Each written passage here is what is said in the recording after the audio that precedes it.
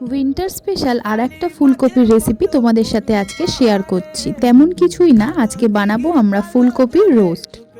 ফুলকপিগুলো আমি প্রথমেই কেটে নিয়েছি। এবার একটা কড়া বসিয়ে তার মধ্যে সাদা তেল, সামান্য একটুখানি ঘি দিয়ে গরম হয়ে আসলে ফুলকপিটা নুন দিয়ে কিন্তু ভালো করে ভেজে নেব। ভাজা হয়ে গেলে সেই তেলের মধ্যে তেজপাতা, গোটা গরম মশলা দিলাম, দিয়ে দিলাম পেঁয়াজ বাটা, তার সাথে দিয়ে দিলাম বেটে রাখা মশলা যেমন আদা, রসুন, পোস্ত, কাজু বাটা, দিয়ে দিলাম সামান্য একটুখানি টক দই, কাঁচা লঙ্কা।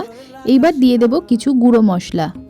এইভাবে 5 থেকে 10 মিনিট কিন্তু কষিয়ে নেব। তোমরা যদি ফুলকপির রোস্টের নিরামিষ রেসিপি দেখতে চাও অবশ্যই কমেন্ট করে জানাবে। এবার মশলাটা কষিয়ে নেবার পর ভেজে রাখা ফুলকপিটা দিয়ে সামান্য একটুখানি জল দিয়ে দেব। ফুলকপিটা যখন সিদ্ধ হয়ে আসবে তখন এর মধ্যে আমি কিন্তু দিয়ে দেব 2 চামচ ঘি আর দিয়ে দেব গুঁড়ো গরম মশলা।